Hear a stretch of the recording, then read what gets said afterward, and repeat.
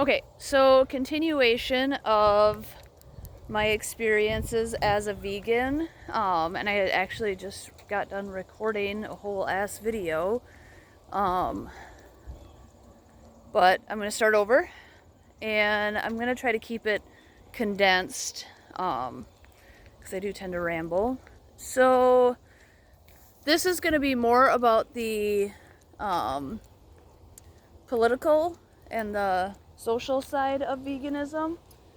And if you want to go back and hear my story, how I became vegan, you can go back and watch my video, The Dark Side of Veganism. So I became an activist because when I became vegan, everyone on social media, all of the vegan pages, all of the vegan YouTubers, that was the thing. You can't be a vegan and not be an activist. If you're not an activist, you're just whole food. You're just a whole food person. Whole food plant-based. You're just plant-based. And at that time in my life, I wanted to belong. I was very lost. I was going through some things. So I joined all these groups and I became an activist. And I became a virtual activist. I was a keyboard warrior. Anyway, so I did all that, and I became a coach. I became a vegan coach. I was helping other people. I was indoctrinating other people into the fold. I was converting other people to veganism and getting them to be activists, and then my health was suffering, and I struggled with that for almost a year. I knew something was wrong. I had gained a lot of weight, and I didn't notice at first, but then I did because none of my clothes fit. My favorite dress was like a little kid's dress all of a sudden. I couldn't even put it on, and my mental health was suffering. So like I knew it was the food. I knew it was the food. I was fat, I was tired, but I didn't want to give it up because I had been so indoctrinated that I believed that it was better to suffer a little bit. And I was suffering a lot. Like, it wasn't a little bit, but that was my justification. Then to quit being vegan and, one, hurt animals, and two, take the backlash from the vegan community. And if I had just been vegan and I had not gotten so submersed in the culture, it wouldn't have been a big deal. But when I quit being vegan, I ended up making some comments on some vegan pages, and I had some of my my vegan friends reach out to me because I had gone kind of dark for a while. For the first month that I had quit being vegan, I went dark for a little bit, and they wanted to know what was up. And I told them because I'm a truthful person. I don't believe in lying. And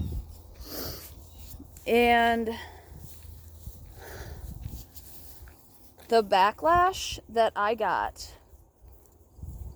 these people were not compassionate. Most of the vegan activists on the pages that I belong to hate humans. Like, they hate their own kind. They don't like people. And at the time I was only eating eggs and fish. I was not eating meat yet, land meat, and I was not consuming dairy. So it was just eggs and fish. Oh,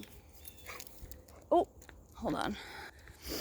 And I was a very apologetic ex-vegan because I felt bad for quitting veganism because of my health, which is stupid.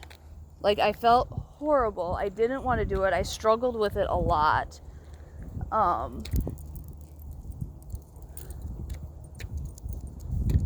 And I only ate fish and eggs when I felt like I absolutely had to. Otherwise I was eating vegan all the time still. But these groups and these people, I could probably go back on my timeline and find some of it. Stop. I did end up having to block people. Stop. I ended up having to block people because of the harassment and the threats. I had people tell me that I just didn't do veganism right, that I should put my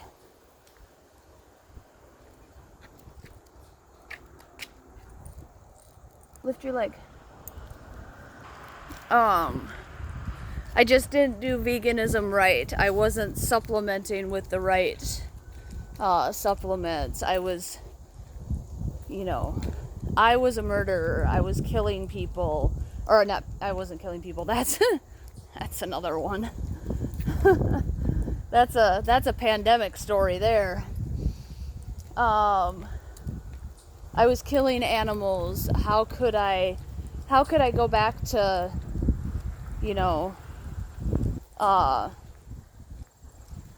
promoting and helping an industry that hurts animals? And I'm going to hell because there were some Christian vegans that believed that you can't, like, God didn't intend us to eat animals.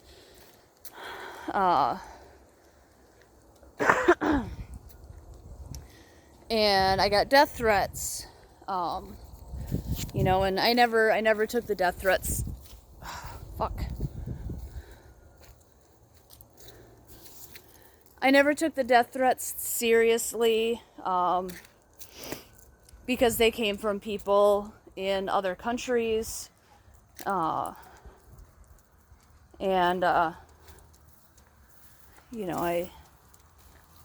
they weren't super serious. They thought they were serious, but they were weak vegans. But yeah, I was completely ostracized. People who I thought were like genuine friends turned their backs on me. They even said, I can't be friends with you if you're not vegan. I was only friends with you because you were vegan, because you were an activist. And I was like, and I had been friends with these people for like 2 years. And I was like, so you don't have any non-vegan friends? And they didn't. Like, their answer was no. And so they lived in this bubble. They lived in this echo chamber. Kind of sounding familiar, isn't it? So, yeah, I was completely ostracized. I got death threats pretty much on the daily. I would get DMs and comments on my page, on my Facebook page, about how I should kill myself because I was killing animals, and I was a horrible person, I was a monster, I was a murderer, I didn't deserve to live because I don't think that animals deserve to live, which is not the case, obviously. So I did end up getting off social media for a little bit for my mental health. And at this time I had an Instagram. I had an Instagram for a little while, and I believe, Kitty, no. Oh, sorry. Oh. Big dog and a kitty. Ow, I got a rope burn. Ow, fuck. Anyway, sorry. Ow. So, that fucking hurt. Got a rope burn on my pinky. Anyway. So yeah. And that's pretty much it. They're militant, and you know, you get into a discussion with any vegan, and they regurgitate the same thing over and over again.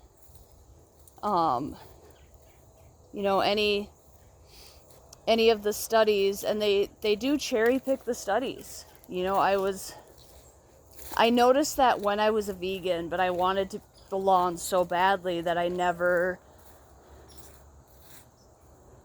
Let's go up this way. I never said anything, but I did notice it. I noticed that... We're not walking through there. I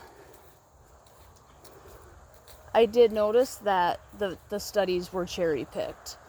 You know, the 7-country study was actually 21 countries. And you can look it up. It's Ansel Ames, I think his name was. He was a doctor at the University of Minnesota. He cherry-picked these 7 countries that showed that eating animal products was unhealthy, and that the healthiest people in the world were mostly plant eaters.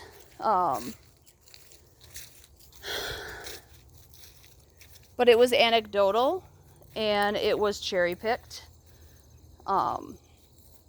because he didn't take into account the other 13, 14 countries. It would have been 14 countries that showed that you can eat animal products and be healthy. You know, Italy, France, at the time, these countries were, you know, they ate quite a bit of animal products, and they were healthy. In the, you know, in other groups, other countries, other cultures were high animal product consumers and lived for long times. Anyway, so, you know, I lost my train of thought there. But anyway, so that's pretty much it. I gotta get going. I'm gonna get off here. I hope you enjoy my ramble again. This one's a lot shorter than my last video. But I wanted to highlight some of that, and some of the social and political and all that side of it. So I will talk to you guys later. Share this video, get the word out. I'm not really trying to bash vegans on an individual level. If you want to be vegan, that's cool. You can do what you want. I can't tell you what to do. But this is more of a cautionary tale for the person who isn't sure, so that they have all of the information. And again, this is just my telling of it. This is just what I went through. And yeah, so I will talk to you guys in the next one.